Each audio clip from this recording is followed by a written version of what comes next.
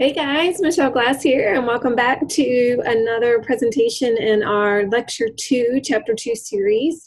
And we are still working through that list of our chemical bonds. So we have talked already in a video about ionic bonds, and I gave a video already on covalent bonds, and our topic for this video will be those hydrogen bonds. Now with ionic bonds, I said keep in mind transfer of electrons, and for covalent bonds, I said keep in mind share electron. And the key word for hydrogen bond is probably interactions. So with hydrogen bonds, we're not necessarily making a new compound or new molecule. Instead, we're going to see some changes happening within or between molecules. And so we can talk about those changes as interactions. Essentially, we're going to be playing around with that idea of opposite charges attracting and seeing how that can cause some interactions to form between molecules. So to begin, let's take a look at hydrogen, because of course that's how we have our name here, hydrogen bonds. Our hydrogen atom, remember, is kind of a strange duck, right? So this is our very smallest atom on the entire periodic table of elements. It has atomic number of 1 and atomic mass of 1, typically, because hydrogen has a single proton in its nucleus and a single electron orbiting it in its electron shell, and notice there's no neutron at all. So hydrogen is extremely reactive. It is our smallest atom, and we're going to see that hydrogen is going to be important in our organic molecules, which we're going to be talking about as we continue our study of chemistry. Organic molecules are, basically the chemistry, the molecules that we care about as biologists. These are the molecules that we're going to see making up our cells. These are the molecules that we're eating and using for cellular processes. Organic molecules, by definition, are carbon and hydrogen-based molecules. So that's where we're seeing the role of hydrogen as being important in those organic molecules. We already diagrammed water, and we use that as our classic example of a polar molecule. So take a look. Water molecule here is a Mickey Mouse head. We've got the face as being that oxygen molecule. We have the ears of our Mickey Mouse head as those hydrogen atoms. I may have said oxygen molecule. I meant oxygen atom, so oopsie.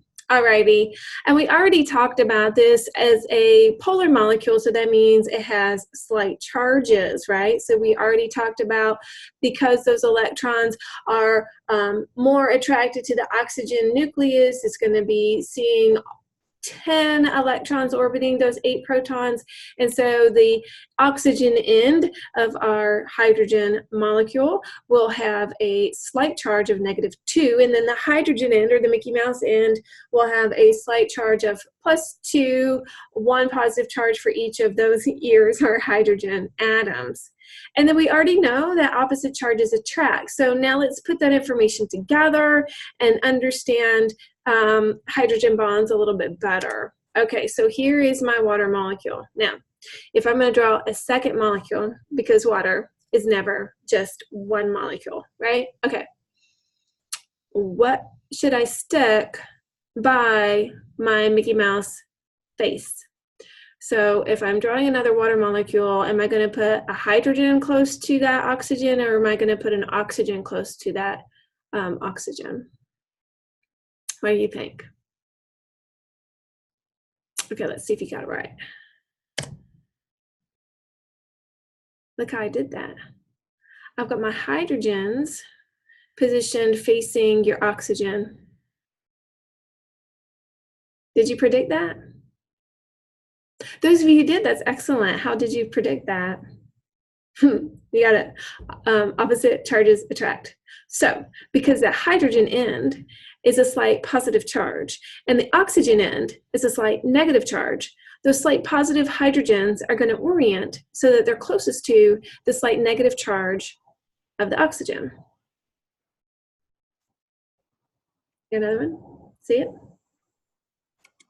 Now, we're going to see that that attraction between those opposite charges we can represent as this dashed line. That is the hydrogen bond.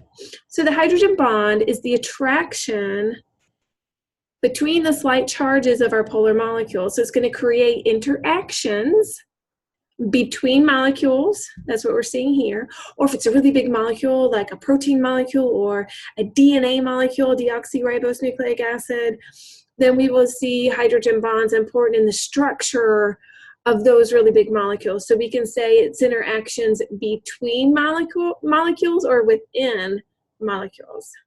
And that's what the hydrogen bond is. And remember, when we're talking about biology, we're talking about chemistry in cells, and that fluid inside of the cell is going to be water-based. It's going to be polar. So we're going to see hydrogen bonding in that fluid.